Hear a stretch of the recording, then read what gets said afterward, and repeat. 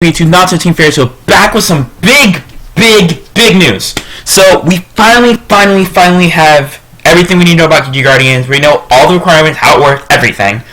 They just put something to the website like 5 minutes ago. It's like I haven't even finished reading through the thing.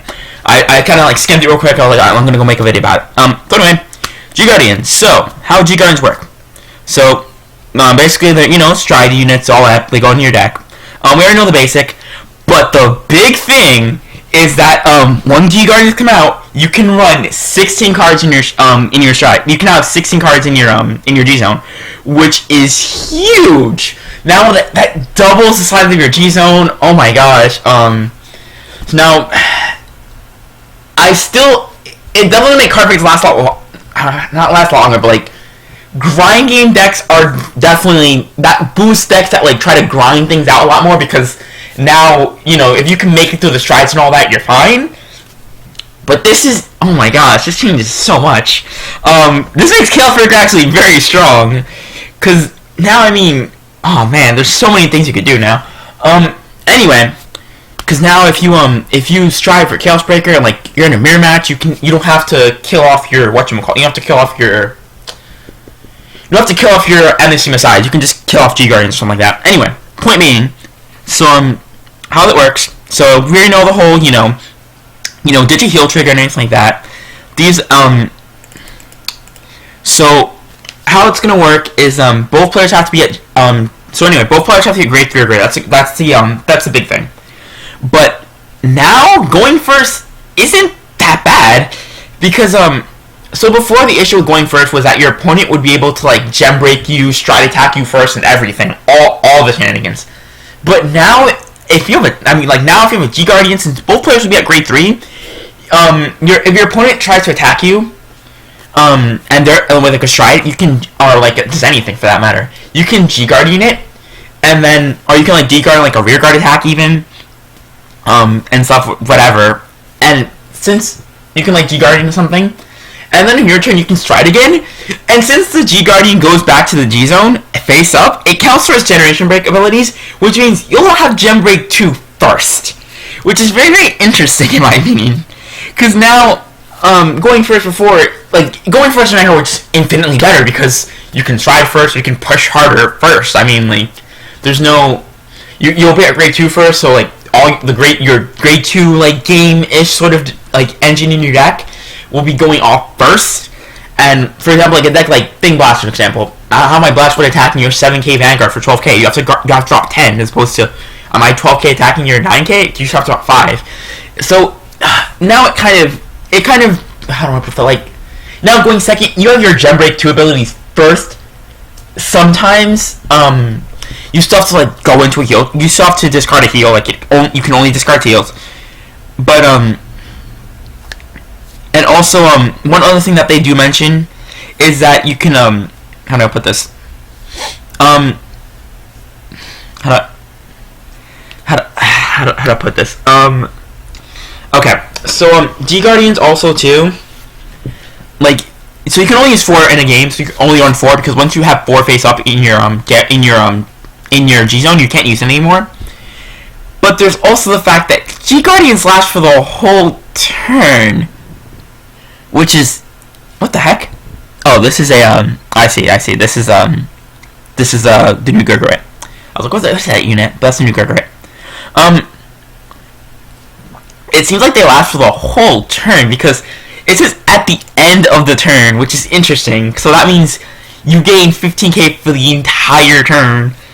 That's insane. It'll be interesting to see how it's gonna work out. Now things like Silent Tom aren't even as deadly anymore, because now you just G Guardian ban. Your opponent's gonna have a hard time with that. We don't know all the I haven't like seen all the specifics and anything like that, and so we'll see how much of an impact it has. Obviously people are gonna be running it simply because I don't think every clan can allot for 16 cards in their G zone now, because that basically means you can run 4 of, like, you can max out on 4 different units. I gotta pick up some more stuff then. I'll have to go pick those up. But it's gonna be interesting to see now how that'll work. It's apparently gonna be legal May 20th, but like I bet at the minute it goes on Cardfight Area, everyone's gonna just play it on Cardfight Area. You can use as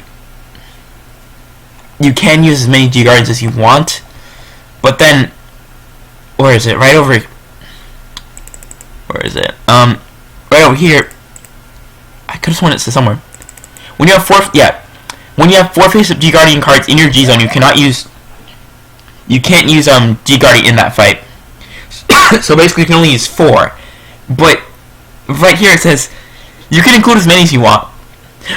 So basically, it's I'll put this. It's like I can't think of an example, but basically, like you can only run 4. Like you can only 4 are gonna be viable. So it doesn't really drop so much interesting, and also it like counts towards your generation break unit, so it doesn't solve the whole but it doesn't stop the whole grade 2 gaming thing though. Although what's interesting is how do I put this? How do I put that? Like it doesn't count towards gen break 2 abilities, so like it doesn't so like for example, if I G Guardian and then that G Guardian would be like the second card I would have for an Ultimile wouldn't just randomly just gain 5k power or so. Wait, no, that wouldn't work. But you get the point I'm trying to make though. It doesn't count towards G Guardians don't count towards gen break abilities while they're in the Guardian zone. So that's gonna be interesting. I think actually it only matters for Spike Brothers, but I mean it's a thing. Also, you can die Kaiser Leon G Guardian's way, so don't worry, Deep Police players. You can still sack our faces off, and you can call as many G Guardians as you want. Also, you can't like Phantom Blaster Diablo. You can't not Phantom Blaster. You can't like Phantom Blaster Diablo. You can't Silent Tom, Prominence Glare, Dig Shield. You can't stop those G Guardians. But we already knew that because you guys count as a superior call. Also, what's cool too is G Guardians can be used against the leaders, so that's pretty cool. So that means the leaders now even have a harder time. Like, I feel bad for the leaders honestly, because the leaders were a pretty interesting idea, and then Strike comes out and it's like, oh well, you know, I mean at least you can use it offensively, and now G Guardians now, so it's like you can't even I mean you can, but you just have to be careful how you do it. And then you can also like remove G Guardians too, which is nice. I love this question. Is the number of times G Guardian can be used in one game restricted to 4 or less? No, you just can't.